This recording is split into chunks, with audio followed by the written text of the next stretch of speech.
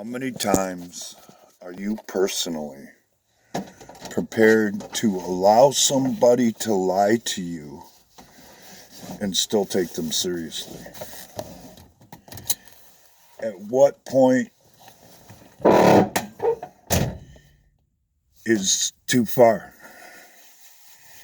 And when do you decide to call them out on it when it happens?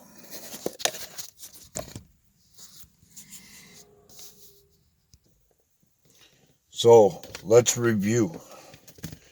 If you like your doctor, you can keep your doctor. If you like your plan, you can keep your plan.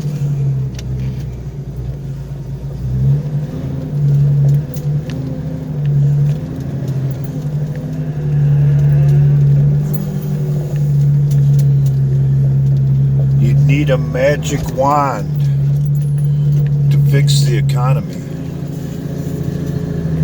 Remember all that stuff and who said it? I do. It was our previous, who I like to call Commander-in-Chief, who was caught in several lies along the way. Those are just a few. Well, he's back, and he gave a speech yesterday in Illinois, and I bit my tongue and swallowed my throw up that came up a little bit while he was talking, and listened to the whole damn thing. Slick Willie Bill Clinton ain't got nothing on this guy. Because he stood on that stage, he spoke well, and lied his ass off.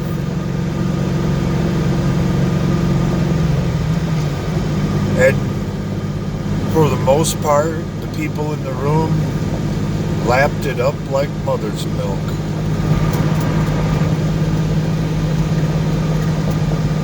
So that brings me back to my original question. At what point are we willing to publicly label someone as a liar? At what point is enough enough? As far as myself personally, I will admit to burning down a lot of friendships and relationships because somebody told one too many lies. Because someone was brazen enough to think because they're my friend or family member that I'd overlook it. Well, they found out differently.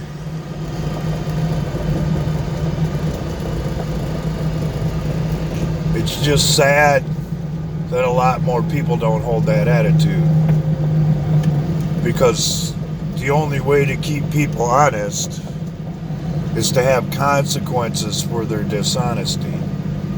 And if you keep going back time and time again and pretend like it ain't no big thing, it's only going to happen again.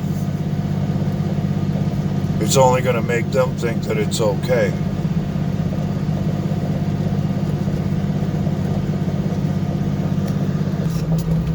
Apparently, and this should offend everyone, they think we're mighty freaking stupid. That we don't remember the things that were said along the way before the next lie is told.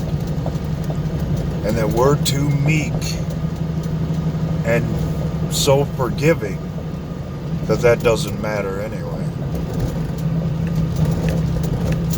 So they cook this stuff up and they twist the words back and forth, which is exactly what happened during Barry's speech yesterday. And make it sound like they're the patriots, when nothing could be further from the truth. They're the cheaters. They're the liars. And they're the ones trying to subvert the whole system.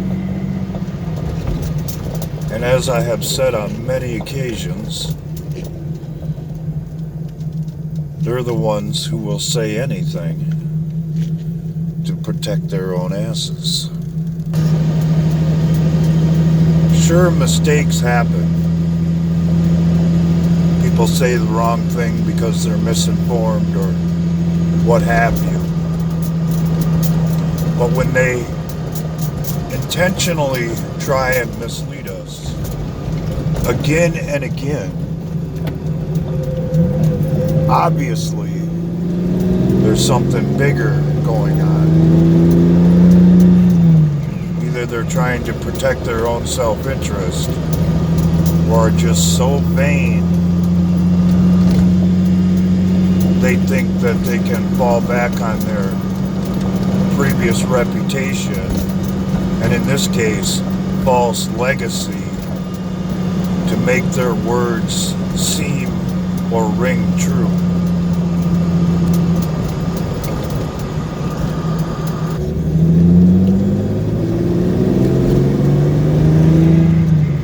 It's something we should all acknowledge by now as fact. Just because you've held office or been elected to an important position doesn't mean you're not full of shit.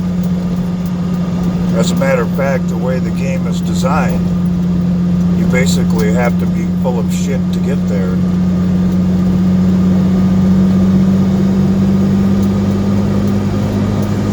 And we all know it. Yet, a lot of people fall into the same trap every time. When you have to base your decisions and your judgments on the situation based on the work. What has this person said and what have they done to back it up? As an example, you say you're going to build a wall. Are you attempting to build the wall? And what goes on around it to keep it from happening? Who are the voices that scream the loudest? And what the hell are they trying to protect by getting in the way? And you can apply that to every situation and determine who's working for their words and who's full of shit.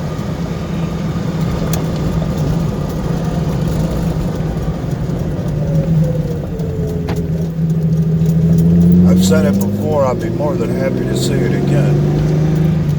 Left, right, or straight down the middle, I don't care who's running the show.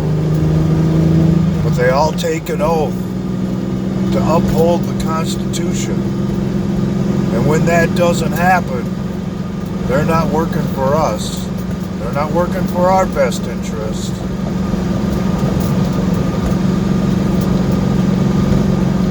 And apparently, when it does, they're working for somebody else. So I seen Barry's speech, and I call him Barry because that's his real name, as nothing more than what it was. A pack of lies and twisted words meant to cover up what was done along the way, so he had to tell the next lie. That's all it was. And as I have said on several occasions, and I will until they start dragging the ropes out, what would you say?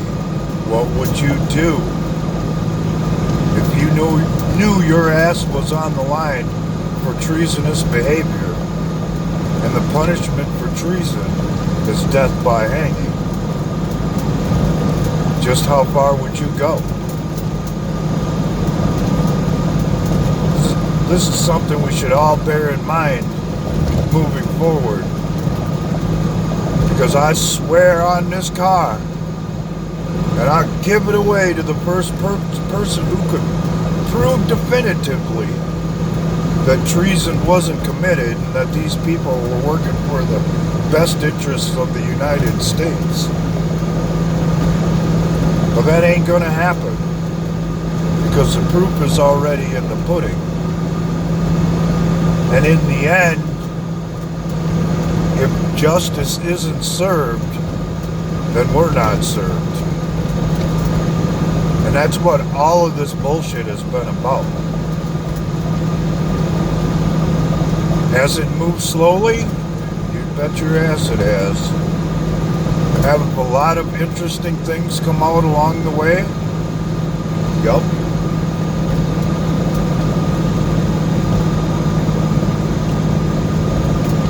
Things that should make it fairly obvious to a lot of people that things aren't as advertised. That someone who sat in the White House for 8 years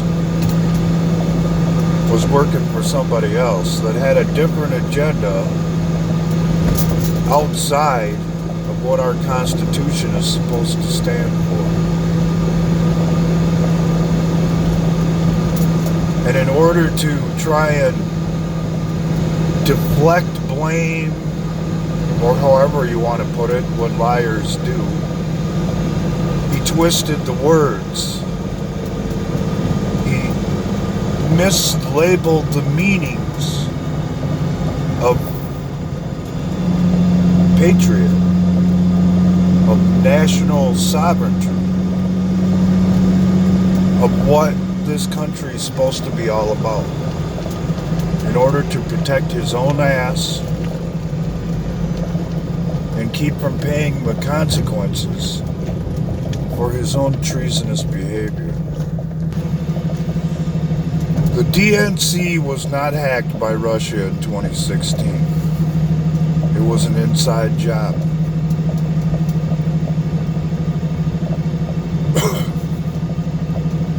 Donald Trump never colluded with the Russians to do so.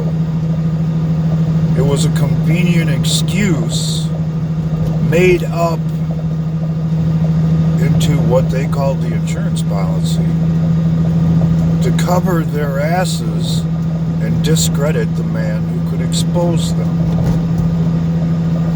It's so obvious by now that even people who aren't politically inclined should see it, should hear it, and should understand why it was done.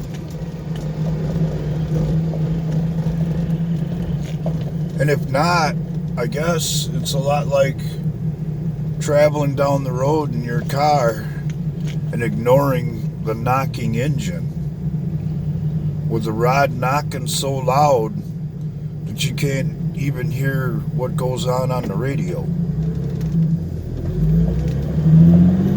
Because that's what this is like.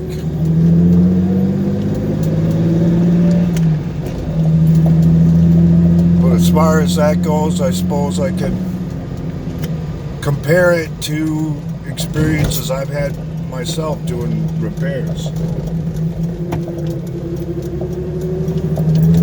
People don't want to believe what's going on right under their hood because they need their car the next day. They don't want to spend the money, the time, and the effort that it takes to repair it so they can have the car the next day. They just assume roll down the road pretending that there's not a problem, even though the problem is ringing in their ears as they do so. I've seen it a million times, and that analogy applies to what goes on politically perfectly. So I'll tell you something else I know from my mechanical experiences. Ain't a damn thing getting fixed unless you're willing to acknowledge the problem, get your hands dirty, get involved, and fix the damn thing.